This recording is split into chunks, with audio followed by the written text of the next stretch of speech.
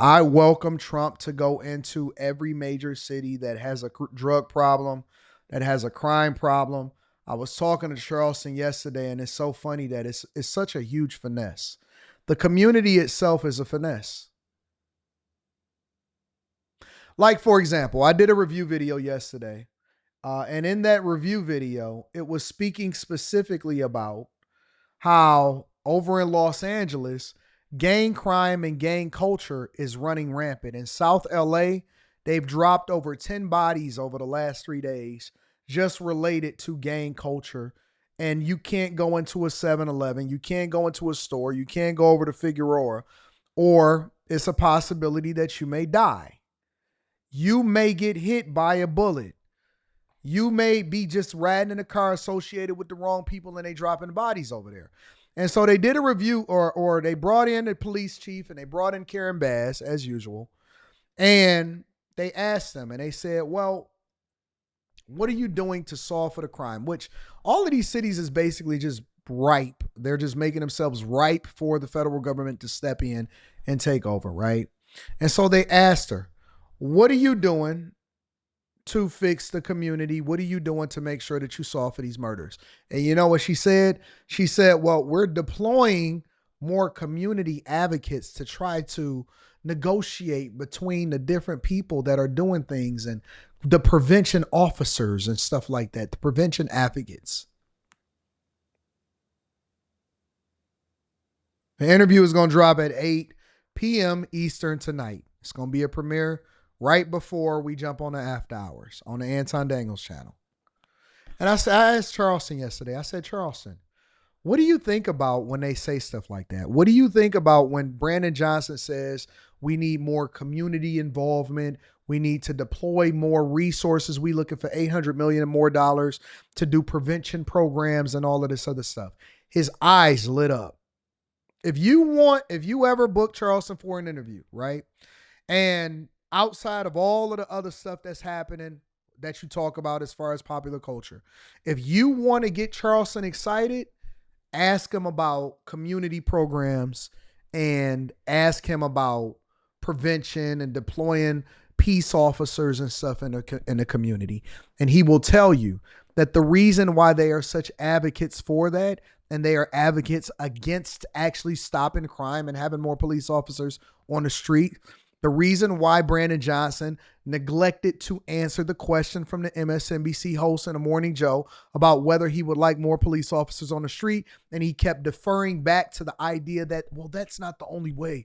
We need to have more community involvement in prevention programs, is because that's the grift. That's the grift. In the community, okay?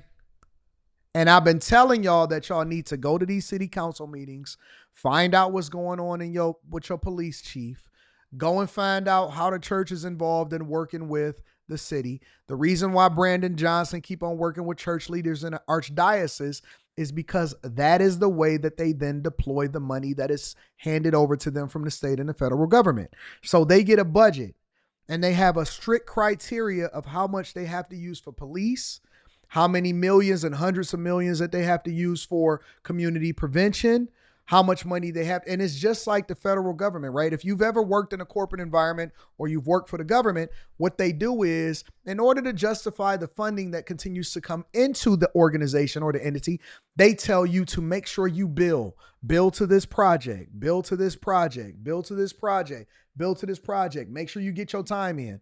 Now, your salary is not going to be different because you actually get a regular salary, right?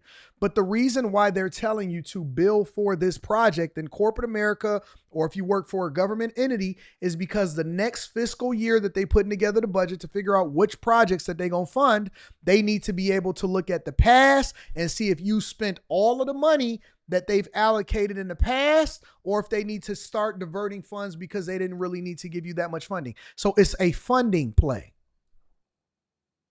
And it happens in the same thing with these political organizations in these cities and these places. And I'm going to tell you that 95 to 98% of all of these organizations, they don't spend money on the actual cause It's the doors to keep lights open, to make sure that they auntie got a position. The CEO got to get paid. We got to make sure that this salary is taken care of.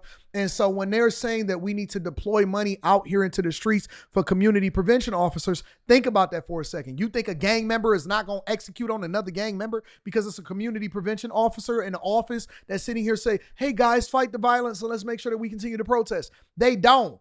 Crime does not go down. It gets redirected and it gets reclassified so that they can actually juke the stats. But the fact of the matter is they can still ask the federal government and the state for the budget because they have the billable hours to do so. And so when they say give us $800 million, but don't give us any police, what they're telling you is that we don't want to solve the crime because we need something to make sure that we create this community organization for so that we'll have something to bill. And then y'all can give us some more money in order for us to not solve some more crimes, but we can say that we're doing the work. It goes to the church. It goes to the new nonprofit. It goes for the 501c3s. It goes for the LLCs. It goes to all of these community prevention and officers, people that don't even really have any skill set, but they want to make them up a t-shirt and they're going to go and talk to the gangsters. It's a finesse. It's money being deployed. Big U just got arrested for finessing the money. Big U. The big time Crip that was running the Crips over in Los Angeles, you know what he was getting? You know how he was funding his lifestyle? Aside from extortion, aside from owning a record label, is he was getting community dollars. That is why you see people align themselves with mayors and city council people, and why they start their 501c3 and I got to start my nonprofit is because they stealing money from the federal government in order to still keep black people and communities under duress by pretending like they're solving for crime, and all they do is continue to give billable hours, and then they start reclassifying crime so that they can make sure that they get more money from the federal government. That's the finesse. When you see them on your TV saying, we don't want you here, they know that they will solve for crime if they had more police officers similar to what's going on in DC, but the money well is going to dry up. It's a play. The Democrats and black leaders in the community and your church leaders, they're using you so that they can continue to fill their pocketbooks and give their people a job and keep them on a community payroll. They don't want to solve for crime. We've had so much time to solve for crime in the community. They're not interested because then they ain't gonna have nothing to bill for.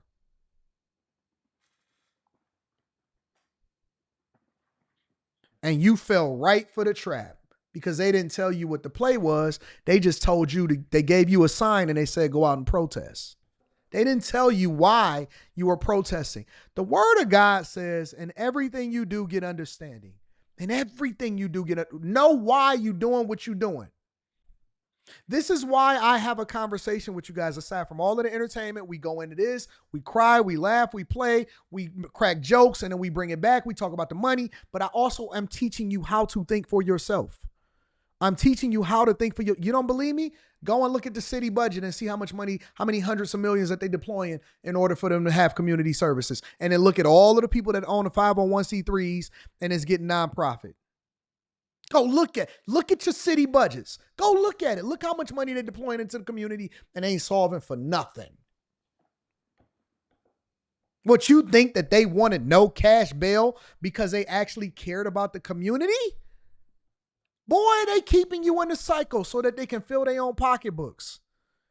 They don't want no cash bail because they actually think that that's going to make things safer. They doing it because they want to make sure that they keep you in a cycle to fill their pocket. Your criminal activity keeps them getting money. It keeps them with a job. The only thing that they got to keep figuring out is how to remarket themselves to you.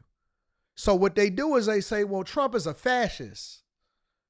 This is authoritarianism. Oh man, they're trampling over our community rights. This is not democracy at work. They don't care about your life. Why you think that all of these 501c3 community organizations don't show up when black people get killed? It's mass shootings in Chicago right now. Just this past weekend, you don't see a march in place to stop the violence. Ain't a march in sight. Ain't a Black Lives Matter. Ain't a black leader. Ain't a community organizer. Ain't nobody out here protesting for black lives when black lives get taken by black lives, because black lives taken by black lives is one of the most profitable thing to all of your politicians that's in place right now.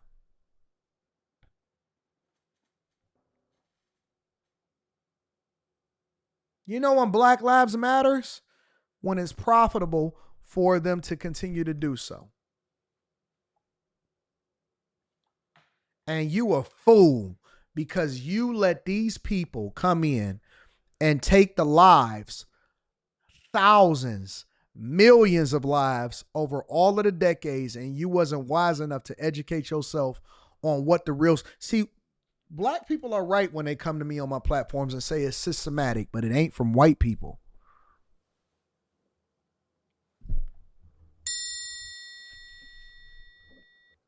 It ain't from white people. You know why it was important to get somebody outside of the system to become a politician? Is because the politicians are really the grifters. But the person that already got their own resources, they don't have anything to gain. And they don't like outsiders. They don't like outsiders because outsiders mess up the money. Do you know how many people was angry at the fact that USA ID is gone? You know how many people is pissed off that they can't funnel money and get Sesame Street over there in Iran in order to try to program them people to think like us? You know how many people is pissed off because they money well is dried up because they started to do the Department of Government Efficiency to figure out exactly what's going on, and they found out that ain't nobody working but everybody's stealing? Do you know why they are so mad? Do you think that they actually don't like Trump? Bro, before 2016, they loved Trump. Trump donated to both Democrats and Republicans.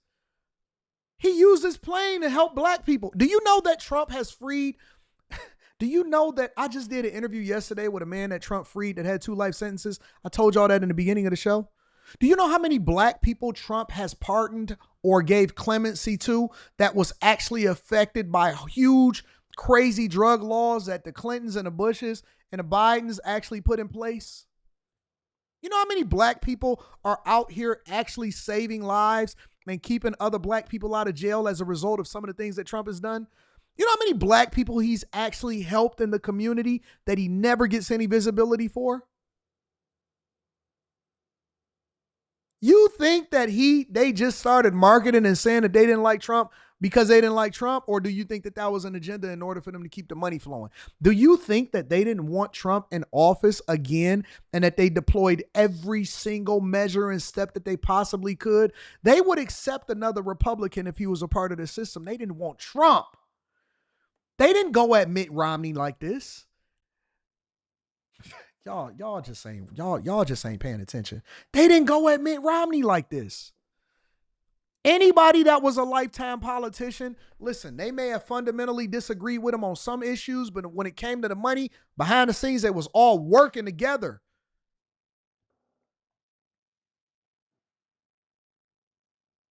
They can't come out directly and tell you, man, Trump is about to cut off the money.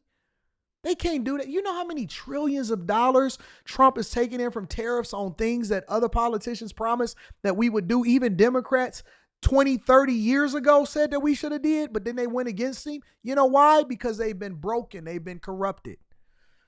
They've seen the money. They've been in the system too long. And this is why you got to be careful on who you align with and who you put your money behind.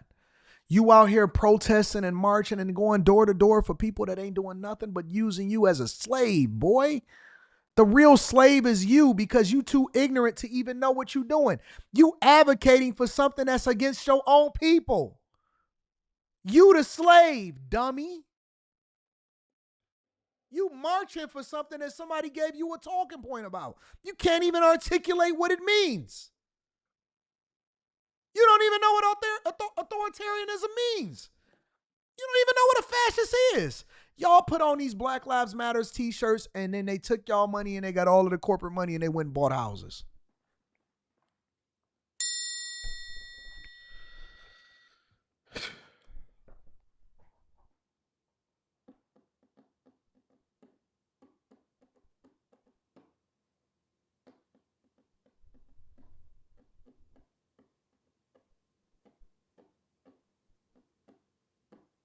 Anton, why won't you run for office?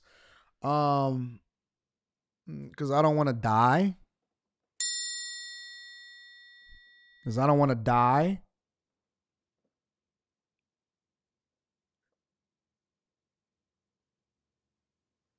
I don't want to die. Because I can't be told what to do, and I can't be finessed and incentivized to do anything. Because I can't be controlled with money. Because I can't be controlled with a narrative. Because I can't be pushed an agenda on.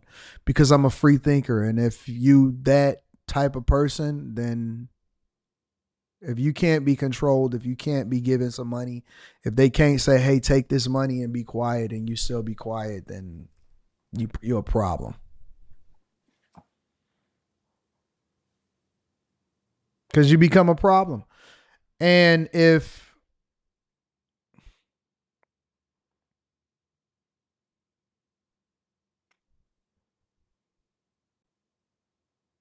because I would put everybody's business on Front Street. Because I would go back and dig into the past and show you every single corrupt politician that came before us, even if they did. In my own city, and the state, and the federal government, is because I would tell you all of the secrets. And the only way that they would be able to stop me would be to kill me. And so I'm not ready to die yet. When I decide that I've lived a good life and I decide that I may be ready to go ahead and put my life on the line for it, then maybe that'll be a possibility, but I'm not ready yet. Boy, they just tried to kill Trump before the election. What you think that they won't come after you too? And boy, ain't nobody even gonna blink about you because you're not famous. Nigga, they let a whole sniper get up there on the roof. You think that ain't God protecting him?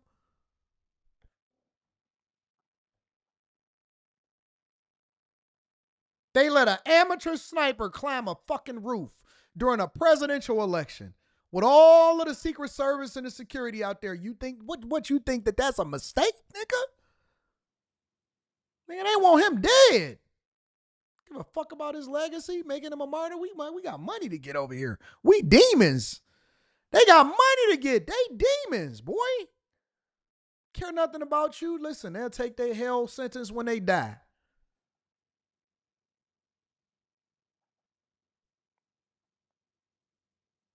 That's what I believe. That's what I believe. When I see Brandon Johnson, I see a demon.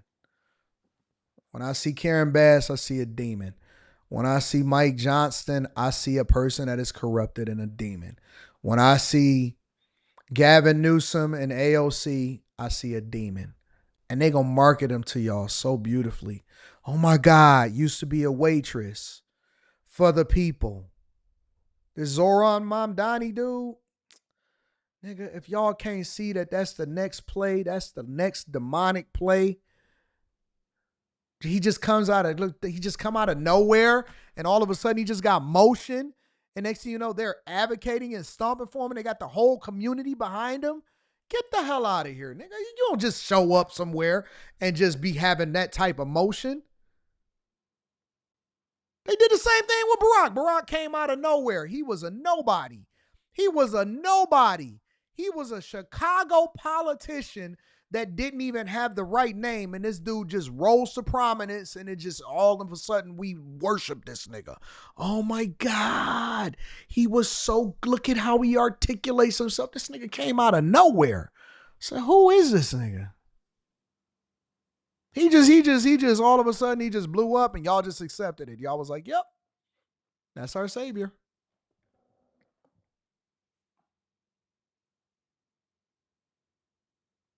Nobody knew who Obama was. Nobody. Nobody. Nobody. Nobody outside of Chicago knew who Obama was. Zero people. And he pulled up and y'all was just like, yep, I accepted. This is, listen, you know what? He has some great policies. What the fuck? Who is this nigga? We don't even know him. And y'all was like, yep. Y'all doing the same thing with the Mom Donnie dude. Listen to what he's trying to do. Okay. All right, you got it. I agree. I agree. You know what? I agree with everything. Don't worry about it. Make sure y'all hit a like for the algorithm, subscribe to the channel, and turn on your notifications.